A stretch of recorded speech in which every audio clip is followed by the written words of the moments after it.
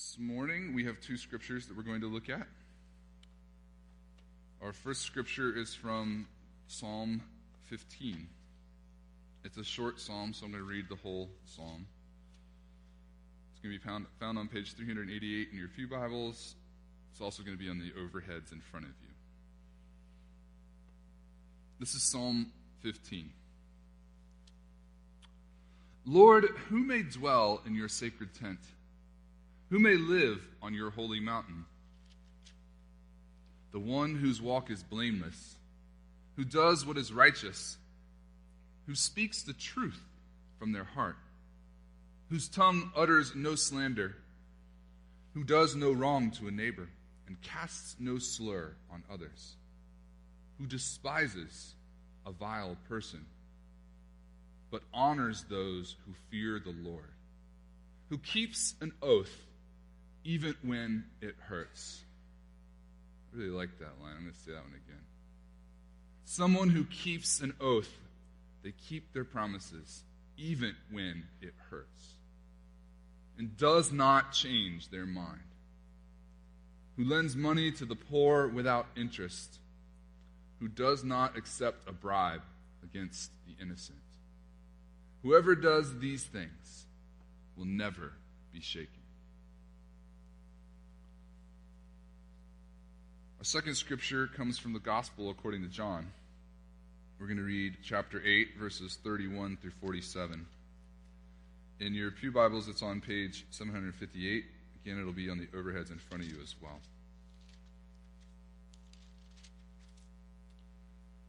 This is John chapter 8, starting in verse 31.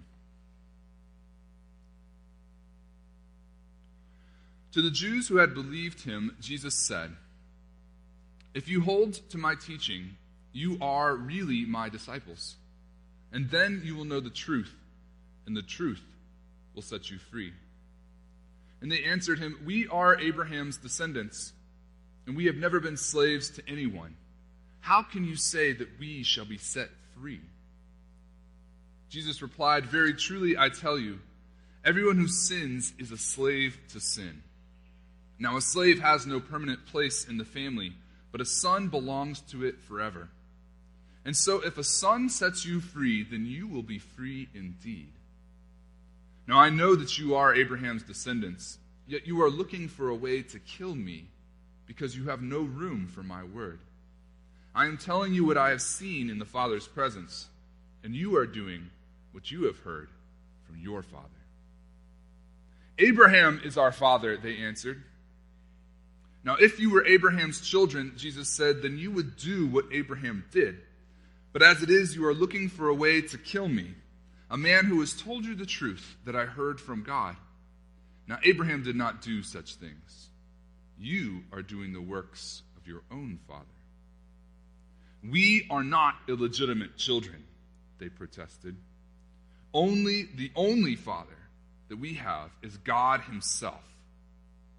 And Jesus said to them, "If God were your father, then you would love me, for I come here from God. I have not come of my own. God sent me. Now why is my language not clear to you? Because you are unable to hear what I say. You belong to your father, the devil. You want to carry out your father's desires. He was a murderer from the beginning, not holding to the truth, for there is no truth in him. When he lies, he speaks his native language, for he is a liar and the father of lies. Yet because I tell the truth, you do not believe me. How can any of you prove me guilty of sin? Can any of you prove me guilty of sin? If I am telling the truth, why don't you believe me? Whoever belongs to God hears what God says. The reason you do not hear is that you do not belong to God." This morning I'm preaching a sermon that's in the series that I have entitled Why Church.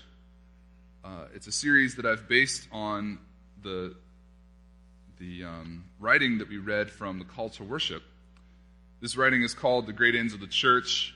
You'll recall, if you've been in worship over the last 3 Sundays or so, that I have taken each line from that great ends of the church statement, which is a statement from over 100 years ago in Presbyterian history, where we have been struggling with these definitions of what is the purpose of church for a long time. And over 100 years ago, our denomination said, let's make a succinct paragraph that just lists sort of in bullet form the main reasons biblically that we do this thing that we call church. And so they created this thing called the great ends of the church, the great purposes of why we do church. And I've been going through line by line, preaching to you from the scriptures what the justification is for these reasons we do church, and trying to make it applicable from language that was 100 years old into our modern lives. Why are we doing church in 2018? And so we've reached the moment where I'm preaching on the line, we're at, what is it, it's like four Sundays in, so we're on the preservation of truth. Now, preservation is one of those words that is sort of got a more ancient English origins, and it also, in our modern time, isn't a very sexy word. It's kind of a word that just sort of sounds like something that science might do, preservation, or maybe you do it in your kitchen. If you pickle something or can it, you're preserving it.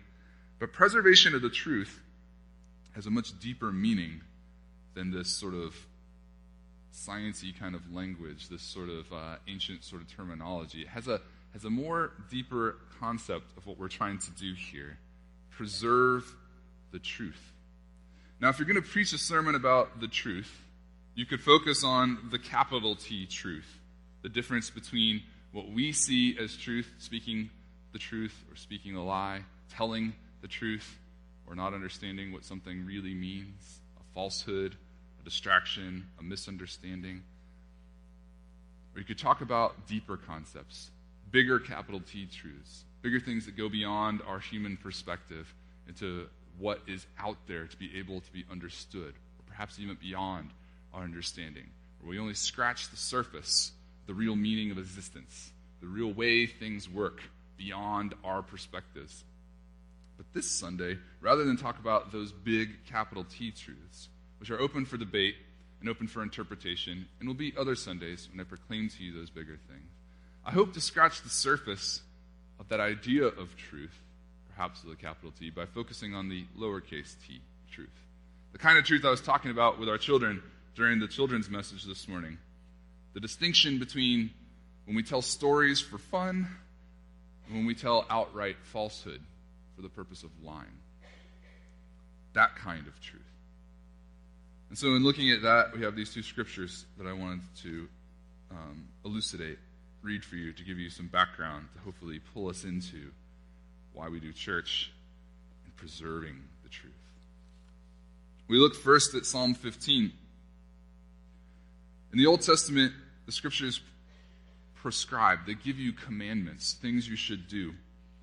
In this particular psalm, though, the Psalms are kind of fascinating because they often reflect a lot of other things going on in the Old Testament, maybe things from, like on Mount Sinai, when Moses got those commandments and inscripted some of them on stone and made more commandments afterwards. Maybe they reflect some of the stories from creation or some of the other bigger stories like the flood. But they also are written. Remember that the scriptures are not just the way we would write a history book today, or they're not just the way we would write a storybook today. And so they aren't a consecutive series of stories or histories or factual statements. And in fact, we get this whole smattering of all kinds of things. And the Psalms in particular are fascinating because most, if not all of them, were originally written to be songs and sung. And they range a wide variety of topics. Fascinatingly, there's a lot of Psalms that are about lament, about tragedy, about expressing some element of the human soul that is deeply upset and disturbed by something that has happened in the world or in an individual life. Also then, not surprisingly, since these are songs and you have the lament and the sad expression, you also have the hyper end of the joy and the expression of the great moments, the mountaintop moments of life, sung in song. And then in between are these multitude of songs about all kinds of other things. And you think about in our modern time, what do people sing about?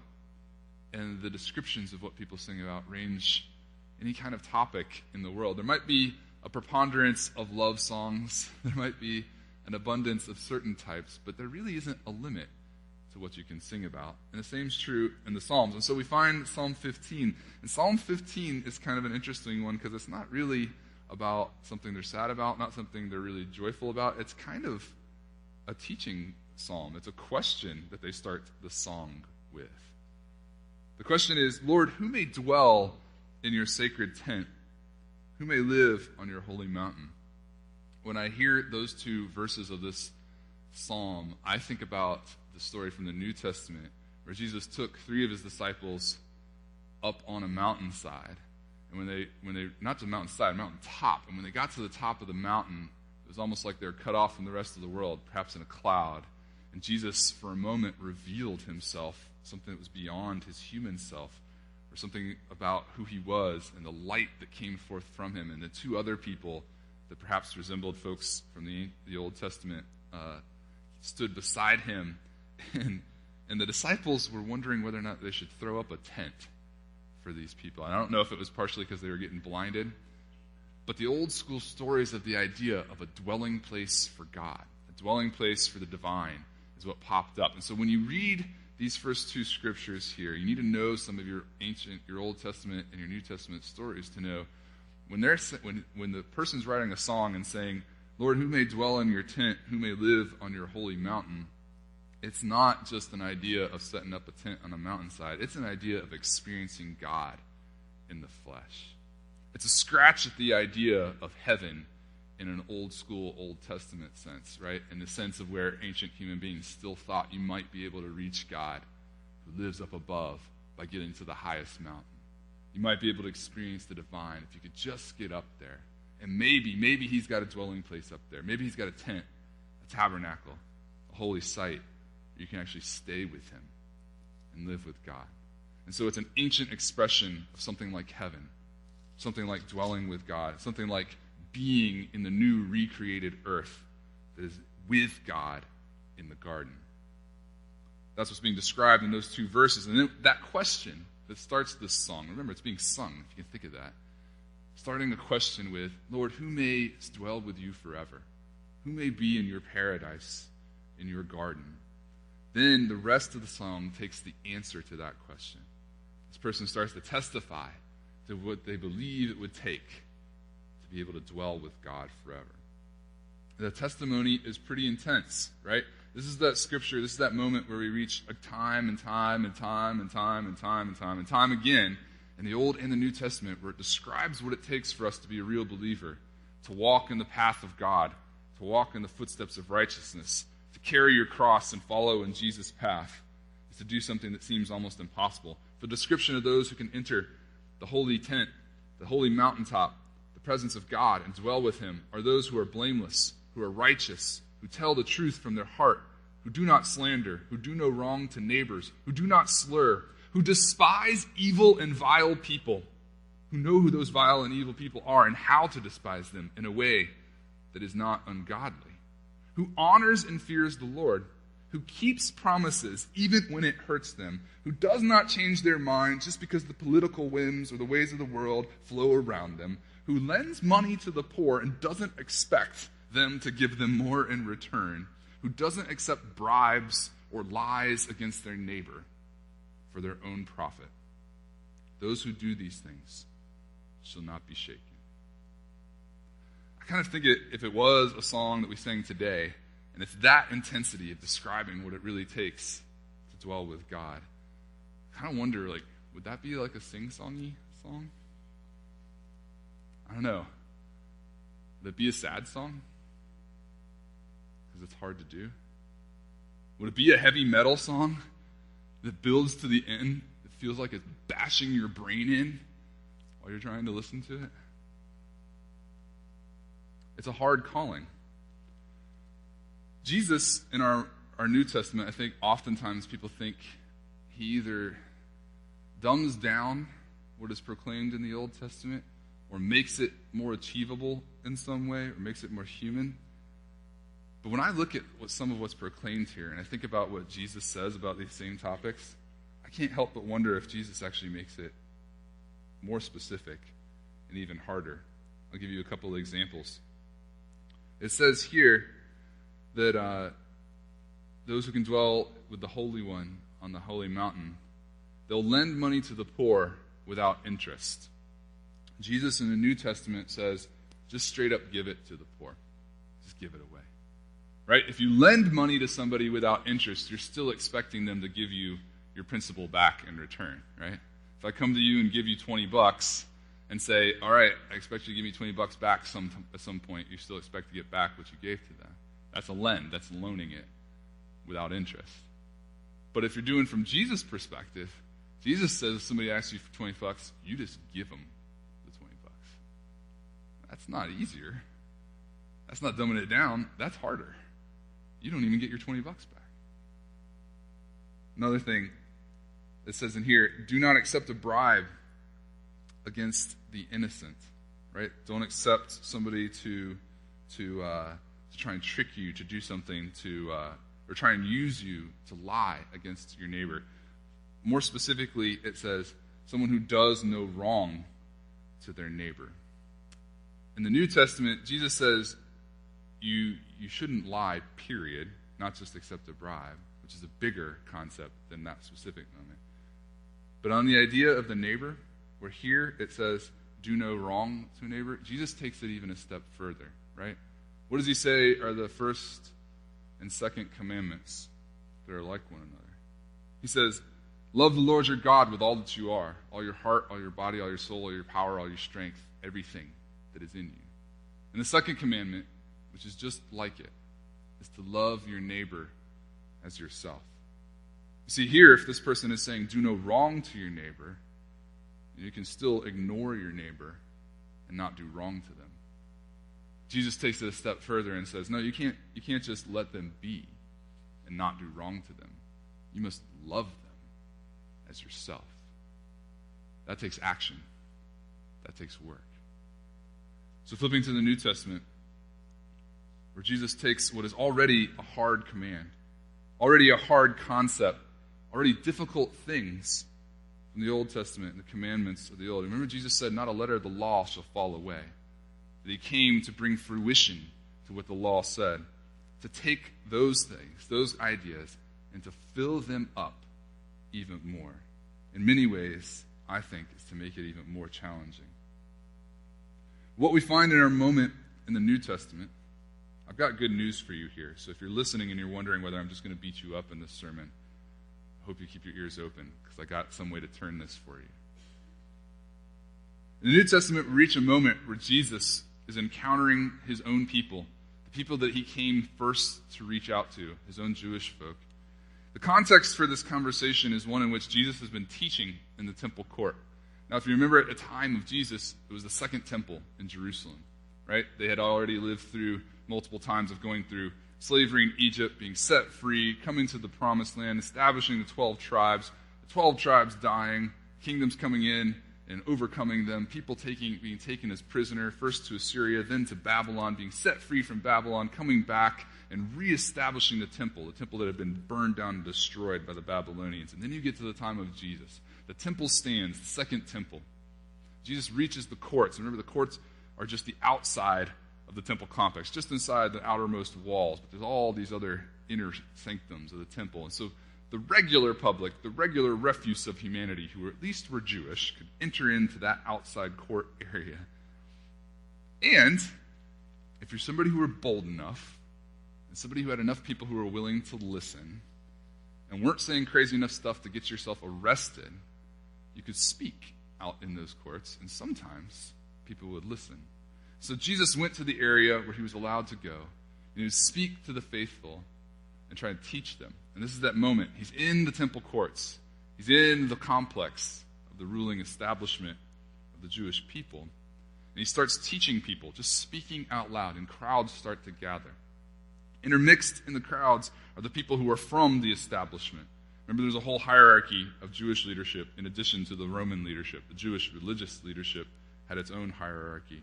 And among them were Sadducees and priests, and this one group called Pharisees, who were people who were really learned in the Old Testament, knew the law by heart, and had been trained in it for years. And they stood amongst the people and listened. And so it's kind of fascinating then that Jesus is having this encounter with regular people and also people in the hierarchy. And from the people who are in the hierarchy, he gets these questions and these responses, as well as from the people who are just gathered, people who are listening. And if you remember when we started off, it says this, to the Jews who had believed him.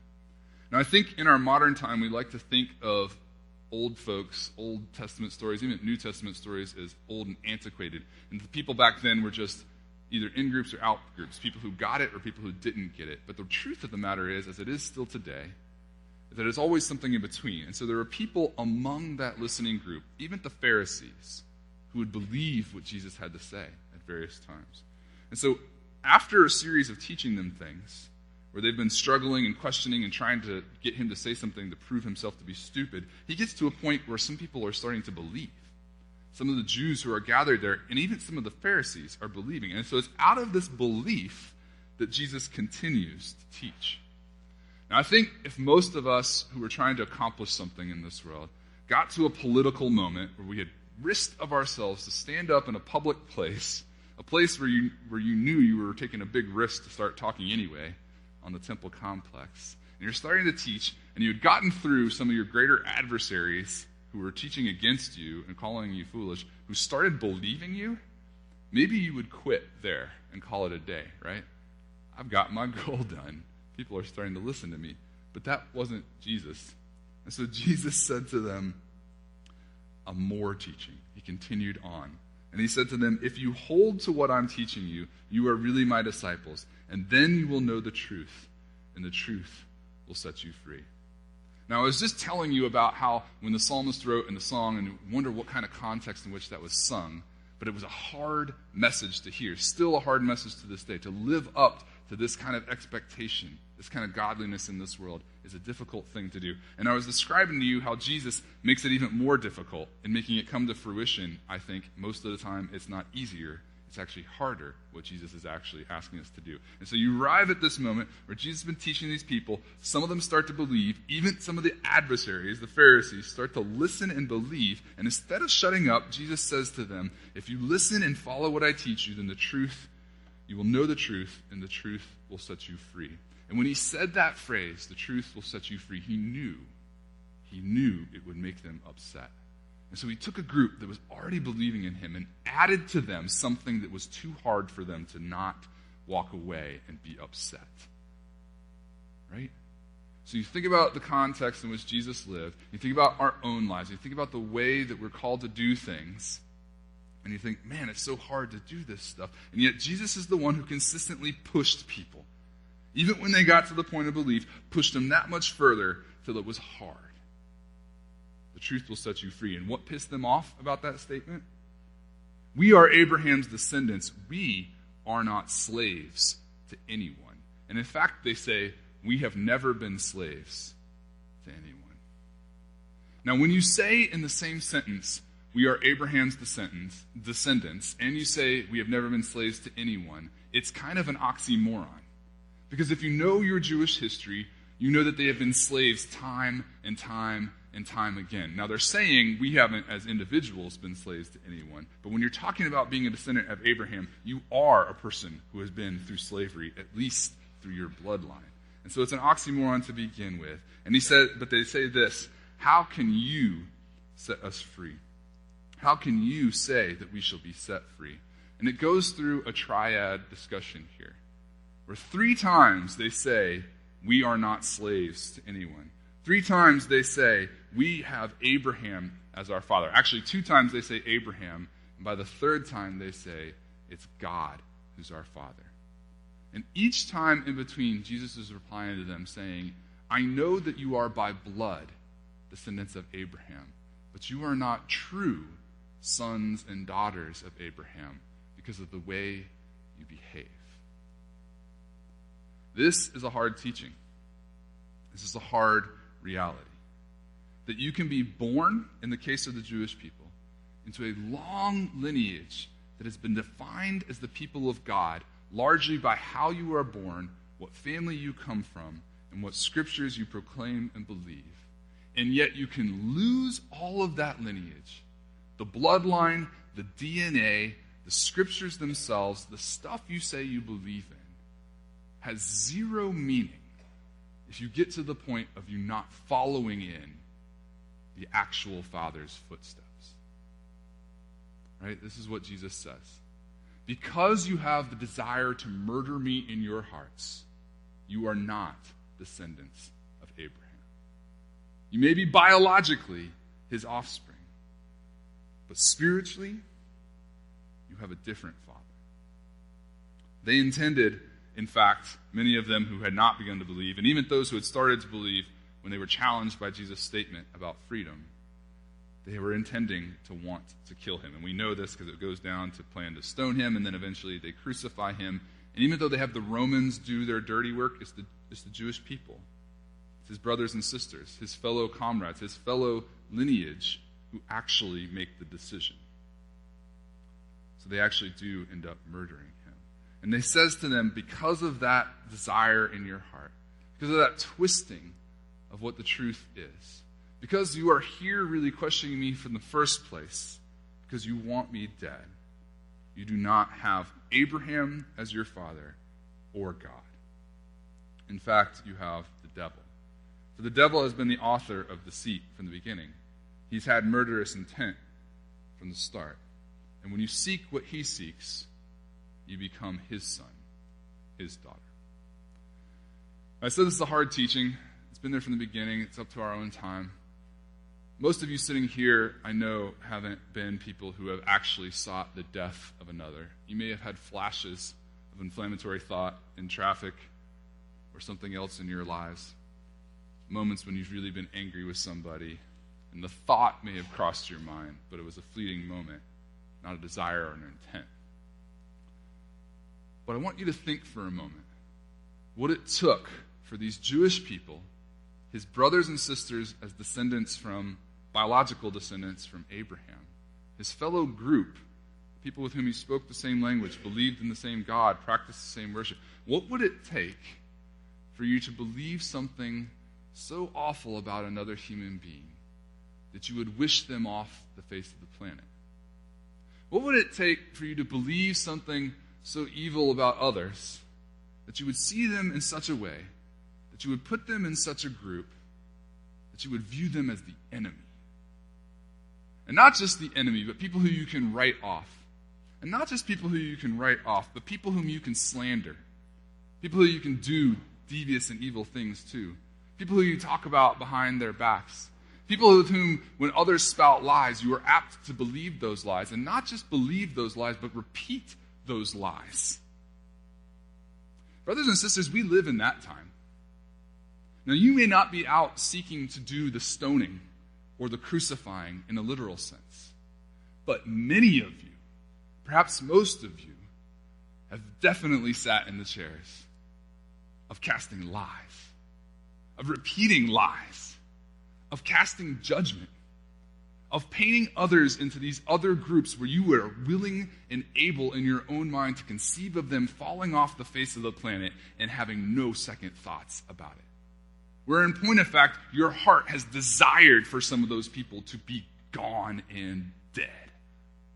Now, it's not a whole huge shade of gray difference from you doing the stoning and getting Caesar to do it for you. When we live in the age of information, when we live in the time where most of us carry high-tech computers in our pockets, I point here because I got one in my pocket, we can use it for all kinds of purposes. It can be a great fact-checking tool. It can be a way in which you can know what the truth is. But if you go out there and just look for what you're looking for, you will also find that true. You see, brothers and sisters, the age of information has also been the age of lies. It has also been the age of deceit. It has also been the age of vitriolic hate, spouted and used and believed in droves and numbers untold before. We live in a more divided world now than perhaps has ever existed because more people know each other and know who they want to hate. When we live in that kind of moment, when we practice those kind of uses of those blessings of technology, we find ourselves replicating the work of the one who is the origin of murder and the origin of lies. When we look at something like the Psalm 15 and we look at the teachings of Jesus and we see the difficulty of what it means to really walk in blamelessness, to really not just not do wrong to your neighbor, but love your neighbor, to really do these kinds of acts that differentiate us from the baseness of human desire and greed. When we really look at that example, it is hard, it is difficult. And when we see that difficulty, I think we are often tempted to say, okay, God is a God of mercy and justice, but this is so hard, I will never be anywhere near that, so I'm just going to go live my life and be me.